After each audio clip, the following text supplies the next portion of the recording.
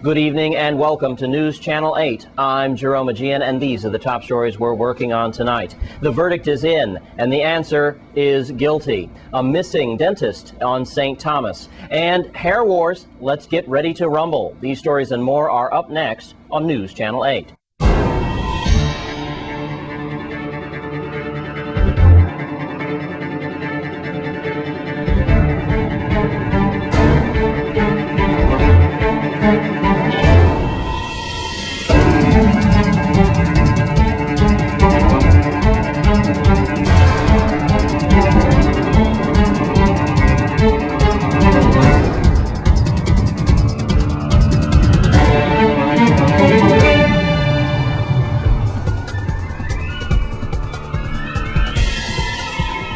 In our top story tonight, after 8.5 hours of deliberation, Saturday night, the verdict came in. Of course, we're talking about the JFK murder. And here we go to West Small with more details on this story. I'm here now with the Deputy Attorney General, Ms. Charlotte Poole Davis, who's been very nice to give us this interview. I know that you're very busy, Ms. Davis, but I'm going to get right to it. The jury took 8.5 hours.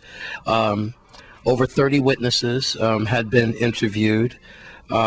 The defense did spend some money for this trial to do some heavy investigating. Now, first of all, 8.5 hours. Was that a long time or a short time or average time for a murder trial of this proportion?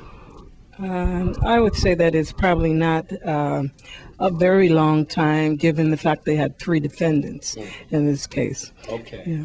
8.5 hours and 3 defendants. Now, Ms. Davis, you said that this trial made history. I'd like to get to that part about the cross-designation of the merging of 2 entities, the Attorney General's office and so forth. Yes, this is one of the first cases, at least in the District of St. Croix, where we have employed the use of the cross-designation of a United States attorney together with an assistant attorney general prosecuting this case. And it's worked out very well. Both offices were involved. Some of the resources that the United States Attorney's Office has, we were able to benefit from. And both of the offices worked hand in hand. So I think they really did a superb job. Attorney Garfield Blubman as our assistant attorney general and Attorney Alfonso Andrews as the United States Attorney. He worked very well with us. Right. Jeffrey Brown, former police officer, still a police officer to this day, actually. Novell Francis, by the way, has come out with a statement, and I'd like to read that before we get off of that.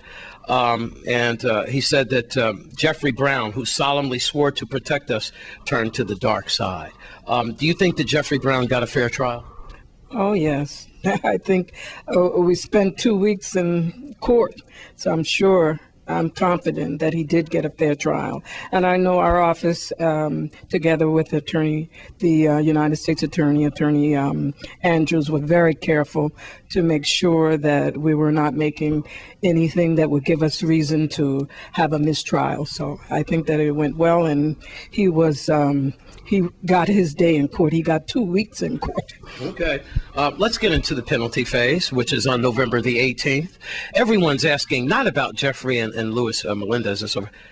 What about Marcella Brown? Is she going to get 10 years maybe? Well, I don't know. We did offer her a plea.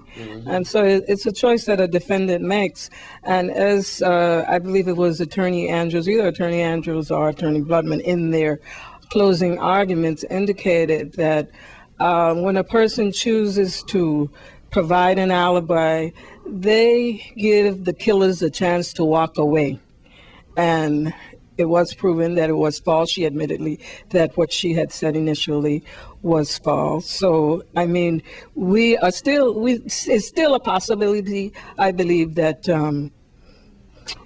offers could be made. Okay. So offers are still being made? No, I said it's a possibility, certainly a possibility. Is he looking at life? But we don't make offers without getting something in exchange, so that's the problem. So right. if a defendant chooses not to cooperate or not to provide information when their offers are made, then we don't have any alternative. We have no alternative.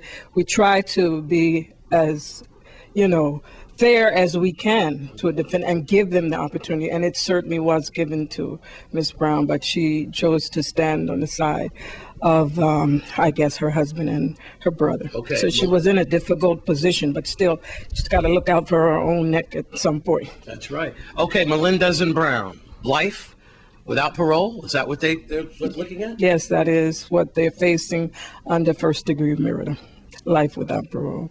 They can't cut a deal? Well, we went to trial already, so That's it. I not going to say anything else, but Okay. we can wait and see. All right. One more question. Jeffrey Brown, if he's life, will he be doing it here or will he be in the States? Well, that's a decision that will be made by the Bureau of Corrections, and in all probability, I believe it will not be here, because most of the more serious offenders Are being shipped off island these days. Right. Okay. I'm Wes Small for News Channel 8. Thanks, Wes. And we turn to St. Thomas, where a dentist is missing. News Channel 8's Lee Carl gives us the details on this story. Police on St. Thomas are asking the community's assistance in locating a local dentist who's been missing for several days. He's identified as Harry Carlin. He's 56, reported missing by his wife 9:25 a.m. Sunday, September 27th. Has not been seen since Wednesday, September 23rd. He is a white male, 5'10", about 150 pounds, has blue eyes and brown hair, has a slim build, and last seen at his place of business, the Smile Center on Raccoon Hill in St. Thomas. And just a little sidebar here, he was well known and had a very good practice on Raccoon Hill. He came to the Virgin Islands and apparently did some cosmetic work, a lot of other areas, and so he is reported missing. If you have seen Henry Carlin anytime after Wednesday, please call the Criminal Investigation Bureau 715-5522, Emergency 911, or of course Crime Stoppers at USVI at 1-800-222-TIPS. Incidentally, the concern here is that he was in fact seen on Wednesday, but not since that time. So his wife is deeply concerned about that. If you have any information, call those regular police numbers. In St. Thomas, Lee Carl for News Channel.